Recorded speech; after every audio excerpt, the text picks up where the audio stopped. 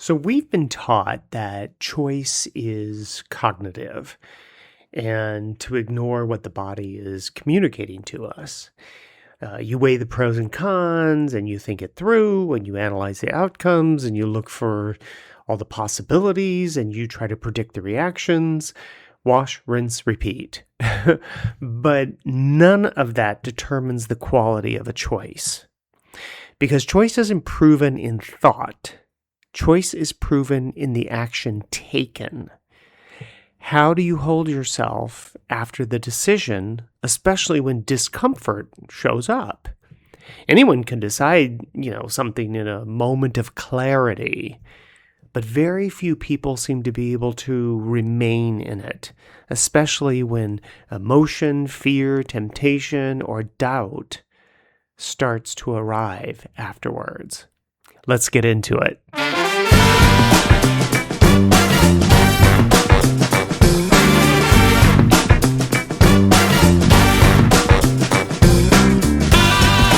Good morning and welcome to another episode of Iconic Freedom, the Formula. We are setting a standard for accountability and responsibility, the ownership of your choices, and the ability to respond to those choices and everything that follows. Let each care for self, and all will be cared for. So in this episode today about standing in choice, this thought process occurred to me during the week is that there's this self-negotiation loop that happens, right? We have this and honestly, self-negotiation is very subtle, right? It doesn't sound dramatic, but it sounds reasonable. Most people will say that, just this once, maybe I didn't mean it that strongly, or I'll revisit it later, I love this one. I don't have to decide yet. But every time you renegotiate with yourself, I think you teach yourself something dangerous for self-development. Your boundaries are provisional. So self-negotiation, I think, fractures your integrity and your character, and it turns your inner world into some sort of courtroom, where every argument, every feeling argues its case with you inside your head. And when you live like that, nothing ever feels settled, I think, because if you keep renegotiating, you never actually choose. Remember several episodes ago, I made that statement that you could spend a lifetime trying to cognitively figure it all out, and then you never decide anything. Remember this: when you're in emotion, you're out of reality. When you are in emotion, you're out of reality. So, what is the reason that negotiation creates chaos and disorder, especially when the goal is, in your formula, to bring order to your life? So when your decisions and choices start to waver, life will respond accordingly. You put it out there, it comes back, right? People test you, not because they're malicious, but because the uncertainty from you invites it. Remember, it's all about you. It's everything that's going on in you gets reflected and it mirrors back to you from outside of you. Situations start to linger, and I think decisions will drag on, and indecisions will drain your energy. You'll just sit there and lament over and over and over again. But not because the choice was wrong, but because you're halfway in and you're halfway out. Indecision isn't, always not choosing. Often it's choosing and then refusing to own the choice. And reality doesn't respond to explanations. Reality responds to decision and choice, not emotion. That's not to say that things won't happen when you get emotional, because they will. I mean, things will happen, right? But it's not reality. And that's the piece I want to make sure that I clarify. So what does standing in choice actually look like? So it's not forceful, and it's not loud, it's not rigid, it's not defensive. Life whispers in your ear. It's calm, still, it's unapologetic, and it happens with ease. It's the peace within that you seek. And when you're standing in your decision and your choices, you don't explain to people, you don't rehearse your conversation, you don't justify internally, and you don't brace for impact. You simply exist in the moment. Standing in choice doesn't require effort. It requires resolve. And that resolve is quiet. It comes in on tiptoe, right? It whispers in your ear, this is what's correct for me. You know for yourself that whatever the outcome, you can figure it out. And you have the tools, you have the integrity, you have the responsibility and accountability as your pillars of self-development, as your formula. But here's what's interesting is the moment you stop negotiating with yourself, life will stop negotiating with you. Nature responds to consistency in decision and choice.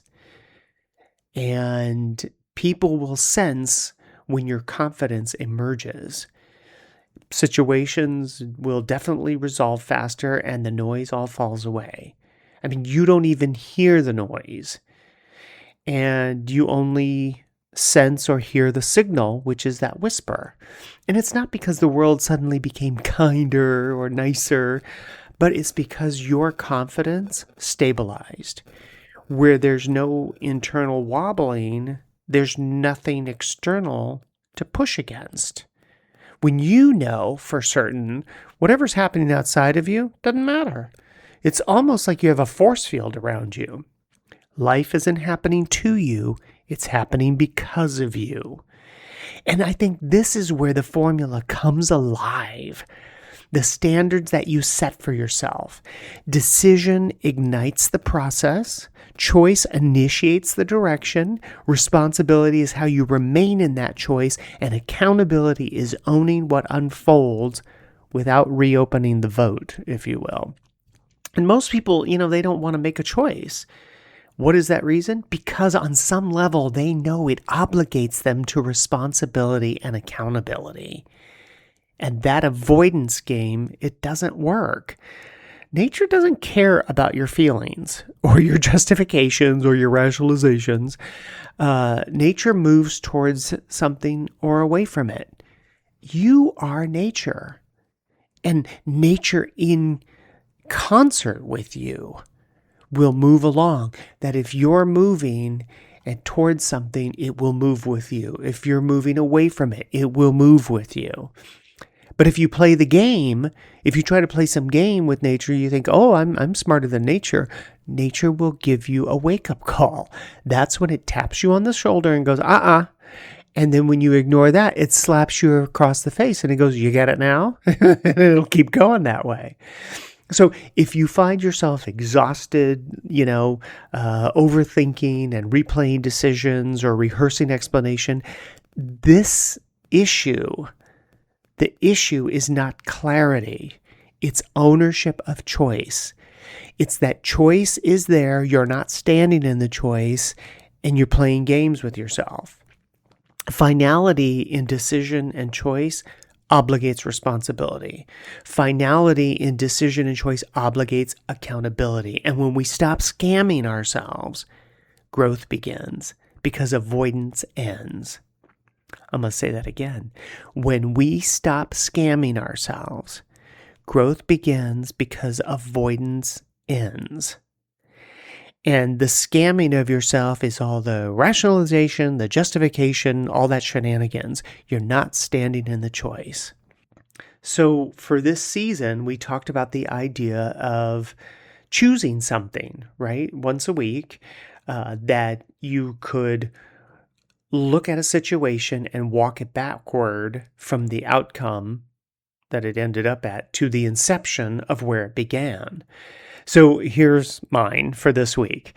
I was packing for this new assignment that I have for my job, and I looked at my electronic equipment bag, and it's got all these cords and cables and all that shenanigans. And for a millisecond, I thought, pack this. And then I looked at it again and I thought, nah. And so life whispers in your ear. Of course, you know what happened next. I arrive on property and I needed an HDMI cable and a splitter for my screens on my laptop. And, all things that were in the bag. And I had to order them from Amazon, very quickly because, sorry, I can't work on just a tiny little laptop all the time. And so what's important about that story is that I made a decision, then I made a choice not to take the bag. So here's the things that dissect from that. Could I respond once I was on property if I needed those items? Did I have the money? Did I have the access? Did I have the ability to obtain them quickly? Now, in this instance, the answer is yes, which meant I had to take accountability for the fact that I didn't bring the bag, and responsibility meant purchasing what I needed to remain productive.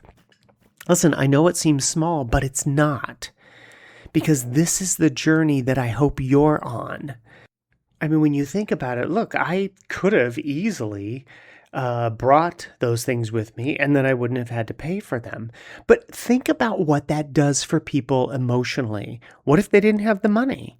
What if they didn't have the access? What does that start to create within them? Fear and concern, and now I have something else I have to charge. And, it could create all kinds of things. Why do it? Now, listen, I am very fortunate. I feel very blessed in my life that I don't live like that I have the responsibility and the accountability to myself, that I've created a situation where I can respond to those things pretty easily. And I was able to do that. Again, I know it seems small, but really and truly, it is really not. And again, I do hope that this is the journey that you're on as well, because when you begin questioning every move and every decision, not to punish yourself, but to own yourself, the formula starts to integrate. And at some point, you won't know when, at some point, you'll discover that you stop dissecting everything and you start living, because responsibility and accountability are no longer concepts that we're talking about, but they're skills that you have integrated and that basically reside in you in such a way that it's like blinking and breathing. You just do it naturally. And some things you just wouldn't do. So of course, it's a little reminder to me of, whispering in my ear, life is going, hey, you should have paid attention to that.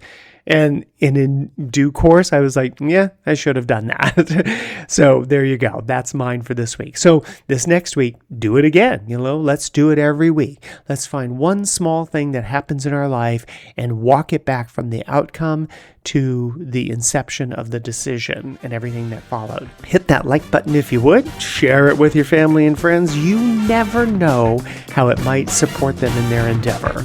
All the fun links are below, and if you're inclined, feel free to subscribe on Buzzsprout. I'm on X, at Truth Social, TikTok, Facebook, and Instagram. And of course, until next time, stay sharp, stay sovereign, and as always, remember, let each care for self, and all will be cared for.